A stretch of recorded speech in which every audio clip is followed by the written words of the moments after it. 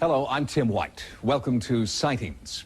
The abduction phenomenon has become a disturbing part of many UFO sightings. At first, only a few people claim to have been forcibly taken away by extraterrestrials. But now, so many people have come forward with similar stories that alien abduction can no longer be written off as the fantasies of a very few. I looked up in my rearview mirror and lights were coming down out of the sky. I walked out to the edge of the water and I noticed this huge, shining thing. I was so terrified looking into these big black eyes and these little creatures. I was thinking I could just raise my fist and crush his head. And exactly at that moment, I became paralyzed. It's the kind of fear that I've only experienced one other time, and that's when I was robbed and I had a gun at my head, and that's the kind of fear it is. I thought that I was dying. I'm dying now. This is what it's like when you die. The visions often come during sleep. Nightmares about being abducted, probed, and prodded by aliens who have sinister motives. Hundreds of people have come forward to talk about their disturbing experiences and admit that they think their nightmares are real. Experts believe that there are thousands, perhaps even millions more just like them, who are too afraid to talk. In Secret Life, author David Jacobs chronicles the abduction phenomenon. We have hundreds and thousands of people who are coming forward and saying that the abduction phenomenon has happened to them, that they've experienced it, and basically they say the same thing as everybody else has said, and until recently, there was no possibility that they could have picked up these stories in the media. Since she was a baby, commercial photographer Kim Carlsberg has been plagued by memories of abduction. At 4:30 in the morning, I saw this image of these four beings just move through this wall. They just, like it wasn't there. And they came over to me, two at my feet, two at my head, and they started to lift me up to the ceiling. Most abductions take place where a person is taken out of the normal environment, they're taken against their will, they have physical, mental, reproductive procedures performed on them, and then they're released. Bud Hopkins has been researching alien abduction reports for 26 years and is a firm believer. I'm the first to admit that all this sounds outrageous. It all sounds just crazy, and yet the evidence is there behind it. But skeptic Philip Klass believes mass media is to blame for the rise in abduction reports. Dozens of talk shows, dozens of other TV shows have promoted this idea that aliens are here and abducting human beings. And so it becomes the popular myth. Particular problems could adequately be explained by the condition narcolepsy.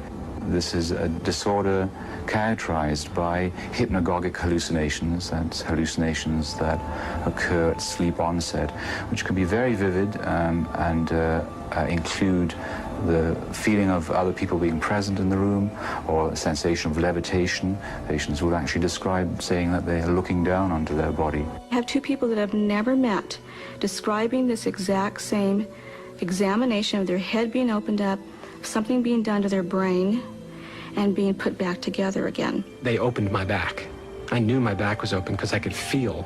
It was almost as though a slit had been drawn down my back and across to the side, and they had opened a flap of flesh and tissue. Whether the reports come from adults or children, men or women, most of them follow similar patterns. There's a bright light that shines in the room. The abductee sees it. They hear a noise outside. They're not interested in your mate, they're interested in you. So what they do is they render the person that you're with unconscious. She goes up a beam of light with the alien into a hovering craft. If anyone goes into the room at that point, there's no one in the room. She's not in bed, in other words. The person is literally missing. You find yourself on a table and these creatures around you with instruments, and you have no idea what they're doing, and they don't tell you. My skin was sliced, like with a surgical instrument. When a person is abducted, it's a physical examination. The focus of the entire enterprise seems to me to be unmistakably on reproductive issues. They have a mission, a job to do, and they're doing their job with little respect to their subjects. 90% of reported abductions involve descriptions of what experts call gray aliens, extraterrestrial creatures with oversized heads and dark almond-shaped protruding eyes. Less common are insect-like or reptilian creatures. The reptilian type has bothered a lot of people. It seems to be quite hostile and intrusive, often has claw-like hands, and I know there's one case where claw marks were photographed on the back of a woman. There's one being in particular that I always recognize, and he's not a gray. He's taller, he's thinner, he's got a bigger head, he's got bigger eyes. His limbs are very praying mantis-like. I remember being on the table with my head turned away, not wanting to look at this creature. And then when I looked at him, I just recognized him as the one that I hated. In a few cases, subjects claim to see hybrids, creatures who are half human, half alien. Some abductees believe they are being crossbred with aliens to create these hybrids. A very important part of the abduction phenomenon is that there are reproductive procedures carried out upon them. I've been shown children, I've been shown babies. I've been asked to hold children and babies. I've been asked to give these children affection. And these children aren't alien children, and they're not human children. They're somewhere in between.